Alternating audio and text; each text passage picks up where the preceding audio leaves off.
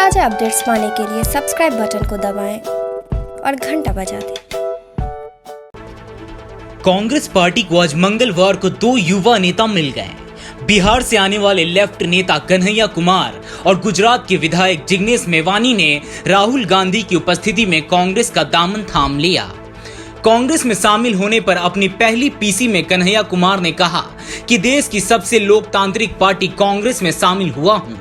कांग्रेस नहीं बची तो देश नहीं बचेगा। हालांकि जिग्नेश ने औपचारिक तौर पर पार्टी की सदस्यता नहीं ली है। उन्होंने कहा, मुझे महसूस होता है कि इस देश में कुछ लोग वो सिर्फ लोग नहीं है, वो एक सोच है। देश की चिंतन परंपरा, संस्कृति, मूल्य, इतिहास, वर्तमान और भविष्य खराब करने की कोशिश कर रहे हैं। मैंने कहीं पढ़ा था कि आप अपने दुश्मन का चुनाव कीजिए, दोस्त अपने आप बन जाएंगे। तो मैंने चुनाव किया है। लोकतांत्रिक पार्टी में हम इसलिए शामिल होना चाहते हैं क्योंकि अब लगने लगा है कि अगर कांग्रेस नहीं बचा तो देश नहीं बचेगा। उन्होंने कहा कि आज इस देश को भगत सिंह के साहस की जरूरत है, अंबेडकर की सम्मानीयता की जरूरत है और गांधी की एकता की जरूरत है। कन्हैया कुमार के लंबे वक्त से कांग्रेस में शामिल होने की अटकलें लगाई जा रही थी, लेकिन अब जाकर आधिकारिक तौर पर यह ज्वाइनिंग हो रही है। कन्हैया कुमार और जिग्नेश मेवानी के स्वागत के लिए दिल्ली में कांग्रेस पार्टी के दफ्तर के बाहर पोस्टर भी लगाए गए हैं, जिसमें कांग्रेस सांसद राहुल गांधी की भी तस्वीर है। मैडम जी, बुरा मत मानिएगा, लगता है कि सवाल आप पहले ही सोच लिए थे। मैंने ये नहीं कहा था कि कांग्रेस खतरे में, हमने कहा देश खतरे में, लोकतंत्र खतरे में, आइडिया ऑफ इंडिया खतरे में। आपने वो वीडियो देखा क्या, लाश के ऊपर डांस देखा ना? दिल पसीज गया होगा आपको नहीं लगा कि मैं इसके लिए कुछ कर पाऊँ, कुछ भी कर जाऊँ जो मैं कर सकती हूँ? आप जब सुनती होंगी कि बलात्कार हो गया किसी महिला के साथ, आपका गुस्से से जो है ना पूरा शरीर कांप जाता होगा। देश खतरे में है। पार्टियां तो बनती रहेंगी, पार्टियों की कोई कमी है क्या? हर शाम पार्टी होती है इस देश में। पार्टी नहीं बचाना है, देश बचाना है। और देश बचाने की मुहिम में जो पार्टी रहेगी वो पार्टी भी बचेगी। और मुझे इस बात को कहने में कोई दो राय नहीं है। मैंने जितना इतिहास पढ़ा है अभी तक का एनसीईआरटी में जो लिखा हुआ है, अब अगले बार 2024 में क्या लिखा जाएगा नहीं पता। उसमें तो यही है कि देश को आज़ादी जो है वो महात्मा गांधी ने, सुभाष चंद्र बोस ने, सरदार वल्लभ भाई पटेल ने, क्या भाई हार्दिक, इन लोगों ने ही दिलाया ना। यही लोग लड़े थे। जो माफी मांगे वो वीर हो गए। आप सोचिएगा इसको। जो गोडसे को भगवान मानते हैं वो भाषण दे रहे हैं अमेरिका में जाकर के गांधी के ऊपर। हमारे गांव में एक गाना आता था, गांधी जी के भजन करे गांधी के हत्यारा। कितना अजीब लगता होगा आपको। देखिएगा वो फोटो जो हमारे देश के प्रधानमंत्री गांधी पे माल्यार्पण करते हैं। जीवन भर शाखाओं में कसम लिए होंगे कि गोडसे के सपनों का देश बनाएंगे और गांधी पे माला चढ़ा रहे हैं। See, I am not here to save the party. Please, I am respecting you as a citizen, you can respect my right. देश खतरे में है और ये सिर्फ मैं नहीं कह रहा हूँ, ये मुझे लगता है आप भी सोचते होंगे। समझ रहे हैं, अंग्रेजी का वो फ्रेज है dancing on dead. Dead body पे कोई नाच रहा है। उस दिन खाना तो नहीं खाया गया। आप सोच के देखिए, आप इस पे विचार करके देखिए। मेरे गांव में अगर किसी की मौत हो जाए तो पूरे गांव में खाना नहीं बनेगा। हजारों लोग मर गए। देखे 71 वर्ष की उम्र में प्रधानमंत्री के लिए सोहर गाया गया। नया बच्चा जो पैदा होता है ना, तो पूर्वांचल में सोहर गाते हैं लोग। प्रधानमंत्री बूढ़े हो गए हैं, उनके लिए सोहर गाया जा रहा है। तब जब अभी तुरंत लाखों लोगों की जान चली गई, ऑक्सीजन नहीं मिल रहा था, अस्पताल में बेड नहीं मिल रहे थे। आप में से कोई भी ऐसा इंसान है जिसके कोई जानने वाले नहीं मरे हो इसमें, इस क्राइसिस में? इतना बड़ा क्राइसिस जिसके देश में हुआ वो अभी तुरंत वो अपने जन्मदिन का जश्न मनाएगा। ये भोंडापन है। इस संस्कृति को बचाने की जरूरत है और इस संस्कृति को बचाने के लिए मुझे लगता है कि कांग्रेस पार्टी में क्षमता मौजूद है। लोगों को ये बात पसंद हो या ना पसंद हो, हकीकत ये है कि पार्लियामेंट में सबसे बड़ी पार्टी कांग्रेस पार्टी है। इसीलिए इस पार्टी को ये जिम्मेवारी लेनी पड़ेगी और उस जिम्मेवारी को संभालने के लिए मैं यहाँ आया हूँ। Thank you news nation. News nation से मोहित दुबे बोल रहा हूँ। मेरा सवाल ये है कि भारतीय जनता पार्टी ने एक बड़ा आरोप आप पे लगाया है, कांग्रेस पार्टी में जनता पार्टी का आरोप को कौन पूछता है? आपका कोई आरोप है मेरे ऊपर? भारतीय जनता पार्टी को मैं सीरियसली नहीं लेता हूँ। आपका कोई आरोप है? आप सवाल पूछिए। सब जो साथी पीछे खड़े हैं, थोड़ा आप शांति का दान दीजिए। अरे भैया प्लीज, दुबे जी आप पूछिए, please ask your question quickly. जो आरोप लगाया है, क्या प्रतिक्रिया होगी इसके साथ ही साथ?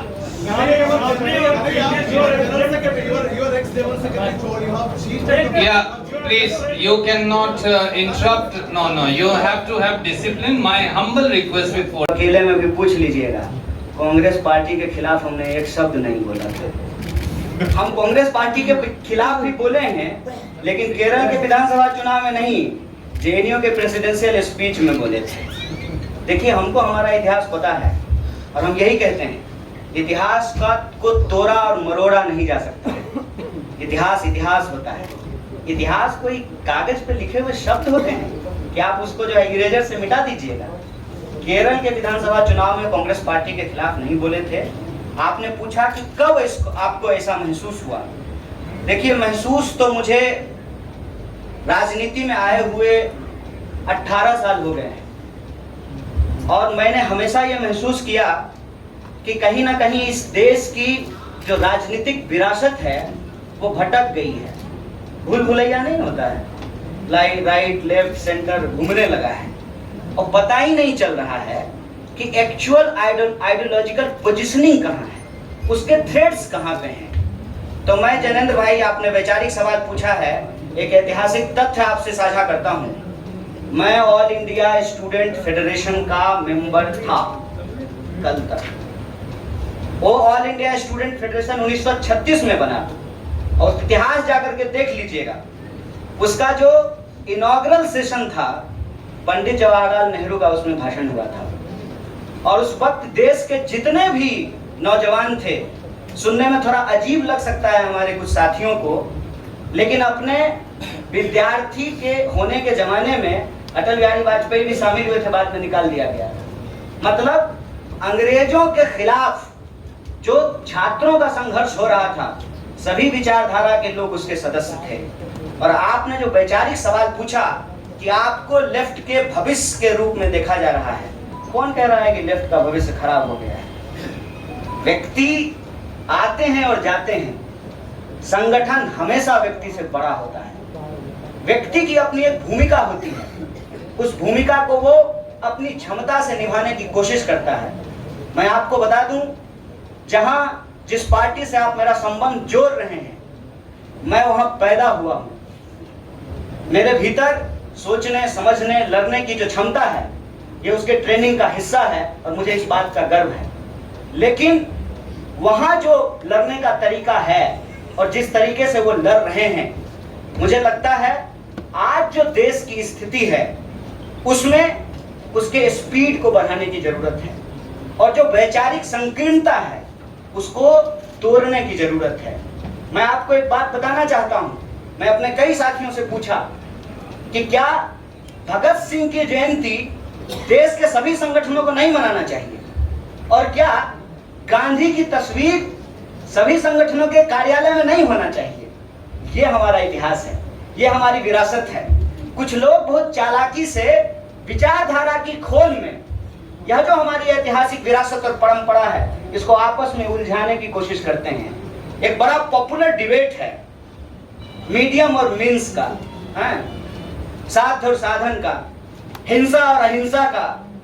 तो मैं आपके सामने इस सदन के समक्ष यह बात कहता हूं, जब भगत सिंह कहते हैं कि बम और पिस्तौल इनकलाब नहीं ला सकता है, मतलब भगत सिंह हिंसा का निषेध कर रहे हैं, वायलेंस को निगेट कर रहे हैं। और जब बापू कहते हैं, महात्मा गांधी कहते हैं, करो या मरो, मतलब वो व्यक्ति के ऊपर होने वाली हिंसा को स्वीकार कर रहे हैं और अहिंसा को निगेट कर रहे हैं। गोपाल साहब, सुरजेवाला जी, नितिन राउत साहब, पवन बंसल जी, भक्त जगन्नाथ दास जी, साथी हार्दिक कन्हैया और दूसरे पार्टी के मंच पर विराजमान सभी सीनियर लीडर्स, आप तमाम पत्रकार साथी और वो तमाम साथी जो हमको आज मिलने के लिए हमारे समर्थन में आए हैं, गुजरात के विभिन्न कोनों से और पूरे देश भर में से, उन सभी का मैं स्वागत करता हूं। साथियों, जो कहानी गुजरात से शुरू हुई, उस कहानी ने पिछले 6-7 साल में इस मुल्क में क्या उत्पात मचाया है, वो अब आपके हमारे सबके सामने है। एज अ नेशन, एक राष्ट्र के तौर पर हम एक अनप्रेसिडेंटेड, अभूतपूर्व क्राइसिस से गुजर रहे हैं। ऐसा संकट इस मुल्क ने पहले कभी नहीं देखा। हमारे संविधान पर हमला है, दिल्ली की सड़कों पर संविधान की कॉपी को जलाया जाता है, हमारे आइडिया ऑफ इंडिया पर हमला है, हमारे देश के लोकतंत्र के ऊपर हमला है। आज भाई भाई एक दूसरे का दुश्मन बन जाए, उतना जहर, नफरत एक सोची समझी साजिश के तहत दिल्ली और नागपुर साथ में मिलकर फैला रहे हैं। इस परिस्थिति में एक पॉलिटिशियन के तौर पे नहीं, बतौर एक भारतीय नागरिक, मैं अपने आप को ये जब सवाल पूछता हूं कि मेरा फंडामेंटल फॉरमोस्ट रिस्पॉन्सिबिलिटी, ड्यूटी क्या होना चाहिए, तो अंदर से जवाब यही आता है, कुछ भी करके इस मुल्क के संविधान, लोकतंत्र और आइडिया ऑफ इंडिया को बचाना चाहिए। और यदि उसको बचाना है तो मुझे उनके साथ खड़े रहना है जिसने स्वतंत्रता के आंदोलन में न केवल कंट्रीब्यूट किया है, उसको लीड किया है, अंग्रेजों को यहां से खदेड़ कर दिखाया है। और इसीलिए आज मैं इंडियन नेशनल कांग्रेस की इस मंच पर आपके साथ खड़ा हूं। एक टेक्निकल कारण के चलते मैं फॉर्मली पार्टी इसलिए ज्वाइन नहीं कर सकता क्योंकि मैं एक निर्दलीय विधायक हूं। If I join a party, I may not continue as an MLA. मेरी पार्टी के सीनियर लीडर से बात हुई, मेरे मतक्षेत्र के साथियों से बात हुई, अपने आप से बात हुई, राहुल जी से बात हुई, तो मुझे लगा कि मैं इस विचार के साथ हूं ना, ये सबसे प्रमुख बात है। मैं इस मुहिम, मिशन और इस संघर्ष के साथ हूं, ये सबसे महत्वपूर्ण बात है। बाकी की फॉर्मेलिटी तो आने वाले महीनों में भी हो जाएगी।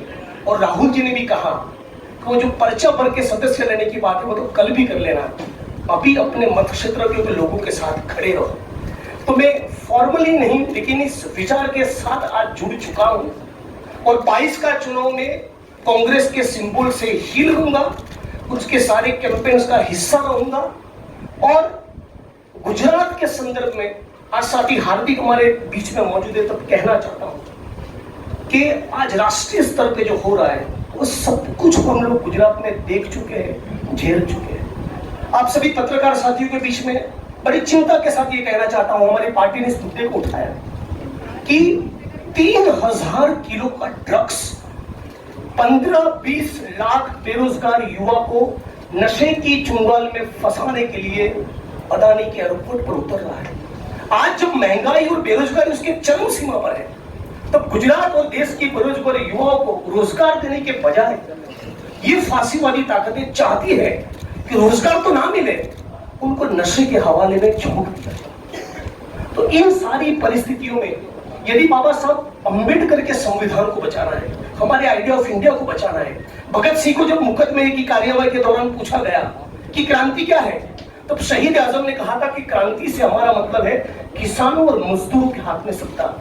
माननीय प्रधानमंत्री जब अमेरिका से वापस आते हैं तो भाई विस्टा का काम ठीक ठाक चल रहा है ना, नई पार्लियामेंट का, वो देखने के लिए जाते हैं, किसान को मिलने के लिए नहीं जाते। तो किसान हो, मजदूर हो, दलित हो, आदिवासी हो, महिलाएं हो, सबके ऊपर एक जो अनप्रेसिडेंटेड हमला है, इसको रोकने के लिए मैं भारत की जनता को, भारत के 21 करोड़ दलितों को और सारे लाखों करोड़ों युवाओं को अपील करता हूं, सेंस ऑफ अर्जेंसी के साथ, अभी वक्त नहीं है, कूद पड़िए, एक नया आंदोलन छिड़ने वाला है।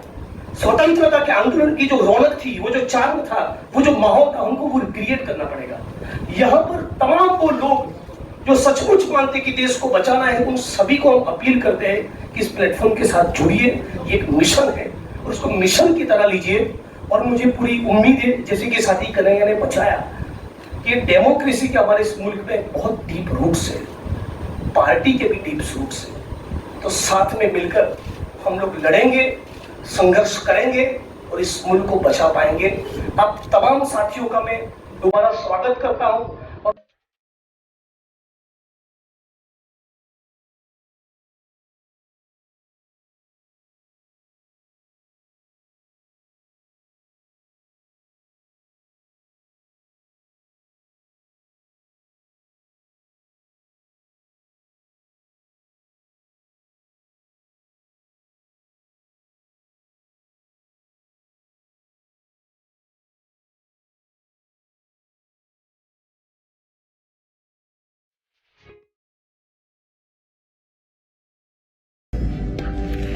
मैं यूएन में इंडिया की आवाज बनूंगी। आई एम अ माउंट लिटरन।